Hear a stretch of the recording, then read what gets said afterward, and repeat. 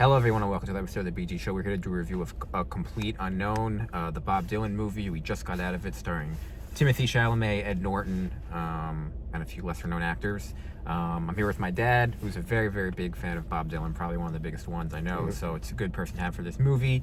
And so, normally I kind of get into my thoughts first, but I figured I'd format it a little bit differently because obviously you've lived through all of this, and so you can give a much more, I could talk about how good the movie was, but a much more accurate depiction. So I guess I'll start just in general.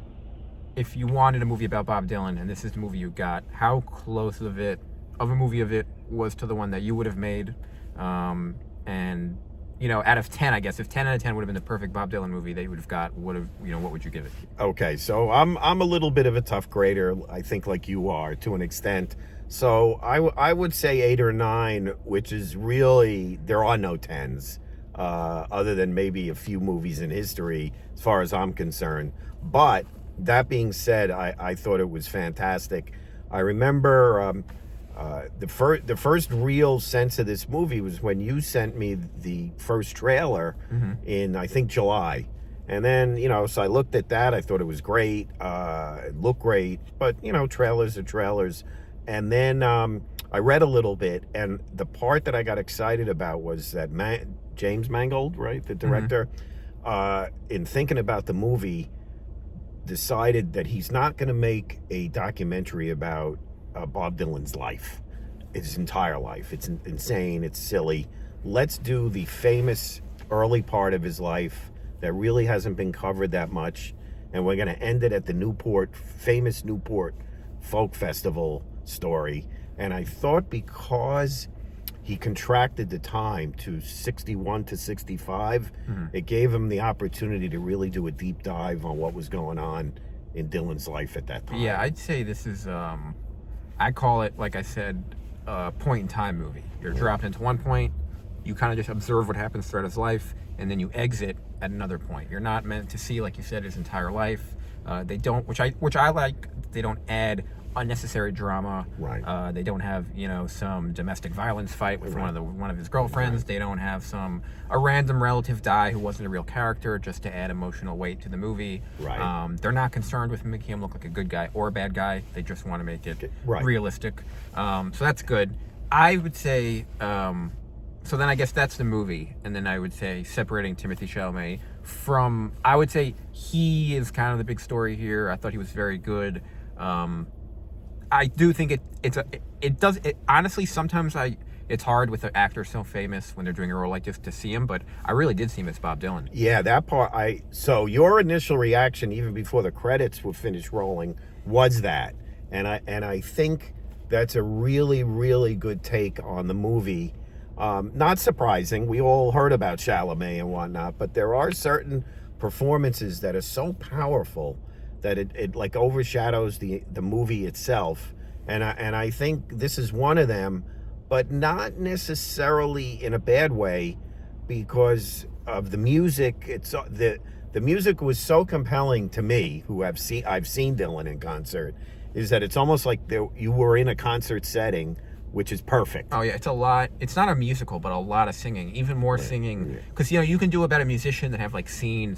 I mean, it's like at least half the movie singing. Correct. At least half. I'd say maybe like 60%. So if you like the music, you really like it. If you don't like the music, you're gonna have a tough time. Yeah, you'll have yes. So I think like people more your age will know if they like Bob Dylan's music. Yeah. If someone doesn't know Bob Dylan who's my age, they're probably not seeing this movie anyway. I mean, maybe some people might. It's the holiday season, and it's a popular. It's gotten great reviews and whatnot. But yeah, so one of the things, thinking about it, sometimes you got to digest the movie, is that he's either singing, writing, or strumming a guitar, or smoking. I didn't realize he was a chain smoker, but he, even in bed with the couple of women in the movie, he's strumming the guitar when they're done, and it's completely over everything that goes on in his life. He's able to put into words and music, and he's singing the songs, and the Joan Baez character and the Susie Rotolo character realize the songs are about him, like about their their relationship on the fly, it's very powerful. Yeah, I think it's very powerful. They only touch on his real name, Robert Zimmerman, briefly.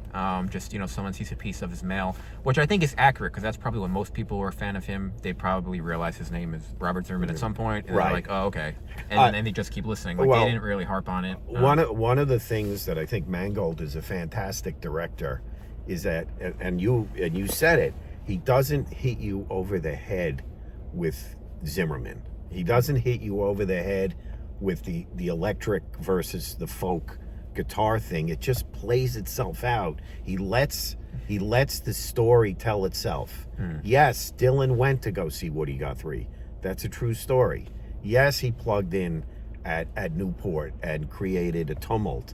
But you saw at the end also that he went out and played a folk song, and everybody sort of calmed down, and you realized, I liked when his friend Bobby Newworth, who was also a real character, yelled at Pete Seeger, open your ears. Open your ears. And, the times they are a-changing. That was the one that got a huge positive response. There's a lot of compelling scenes. It's like I know you like to point out, the movie is 2 hours, a little more than 2 hours. Yeah, it's definitely. But for me, it moved along because I'm into the music. Yeah, I mean, anyone who follows my channel, 2 hours and 20 minutes for a non-action movie. Right. Even an action movie, I just like the more 2 hour mark. I even like more hour 40 minutes. Personally, hour 45. So 220, I just think is very long. That extra 35 minutes is a long time in the theater. It's not, it's not bad. I think the thing that does it is we're sitting through 30 minutes of previews. Yeah, between these movies now. So it's a 3 hour experience. Which is like, at least give me Superman if you're gonna do that. Right. But so one of the scenes there's things that go on here that are really cool, but you sort of have to know the story a little bit. Like a Rolling Stone is considered not only his best song, but Rolling Stone magazine has it as the greatest rock song in history over and over and over again. So it's up there. And in the recording studio, you saw Al Cooper, who is a famous musician, Mike Bloomfield, all these guys came together. You heard Dylan, it was like the first time Dylan asserted himself in the movie. I think he's yelling at Albert Grossman, who is another legendary character, that he wants real musicians this time. He doesn't want bald folk guys. He wants young guys on the cutting edge of electric. And so Cooper shows up. Cooper plays a guitar, but they have Bloomfield, who's a better guitarist. And Cooper says, I don't care about the money. I want to play. So he plays the keyboards, which is an integral part of one of the greatest rock songs of all time. And you see the whole thing lay out. But you had to know the song. You had to know the story a little bit to appreciate that. And I think Mangold did a great job. The other scene, which we spoke about, is the powers that be at Newport are really unsure what's going to happen here. So they confront Dylan, and he's got the Kinks on in the background. The Kinks' first song, Electric Song, had feedback before any other band. And I'm positive Mangold picked the Kinks there, not because Dylan remembered he listened to the Kinks at that moment, but because it said, this is what's coming. This is the Rolling Stones, this is the Beatles, this is the British Invasion. They're all playing electric guitars. Dylan says, I'm not playing Blowing in the Wind my whole life. So yeah. So I think that sums it up pretty well. Very good movie. I certainly think one of the top 10 movies I've seen this year. And even if it doesn't I think it's doing well in the box office. Yeah. But even if it doesn't do well, it's just good, I think, to log a movie like this. Even if people watch it 10 years later, just to document it for history. Also, I guess the last point that stuck out, and I guess it's accurate, is for a musician kind of, there really were no drugs in the movie. Right. Which is somewhat, I think not even much weed. I guess Yeah. They don't want to show him being like a cocaine guy if he's not actually doing that. So, but it was noticeable. Like, it was just a lot of cigarettes, but there really wasn't much else. No, that's a good point. I think that lifestyle became more prevalent in the 70s later on. Yeah. But I'm sure the Rolling Stones at the same time were the Rolling Stones. Well, this is the early '60s, so they weren't. Yeah, not quite. They didn't quite have the money and the fame yet for all that. Yeah, the Rolling Stones are legendary for that insanity. It's amazing they're all still alive. But that's interesting. Overall, you could see how hard they worked on this movie to get it right. You know, you could see that they tried to balance his romantic life with the music and the tension with him meeting corporate kind of people, and his chance meeting with Bobby Newirth, who turned out to be critical buddy of his, you know, looked out for him. And just a compelling story.